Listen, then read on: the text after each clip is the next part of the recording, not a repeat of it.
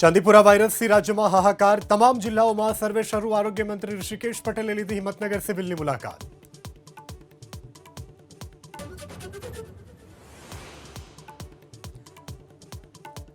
વડોદરાના કરજણના કુલિયાદ દીવી ગામના ખેડૂતોમાં રોષ, ખાનગી કંપનીના કેમિકલથી ખેતીને નુકસાન. અગાઉ પણ કંપની માલિકે ચૂકવ્યું હતું વળતર.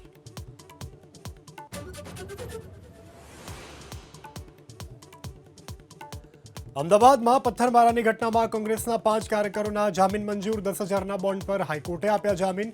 તમામ મુદ્દામાલ કરાયો રિકવર.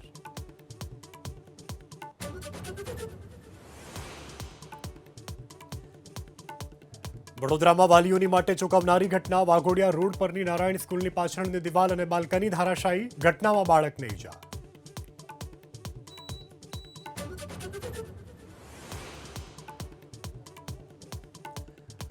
ઉકરડામાંથી દવાનો જથ્થો મળ્યો. સુરેન્દ્રનગરમાંથી ડોક્ટર હાઉસ હોસ્પિટલ પાછળના ઉકરડામાં હતો જથ્થો. દવાના જથ્થાને લઈ અને તપાસ શરૂ.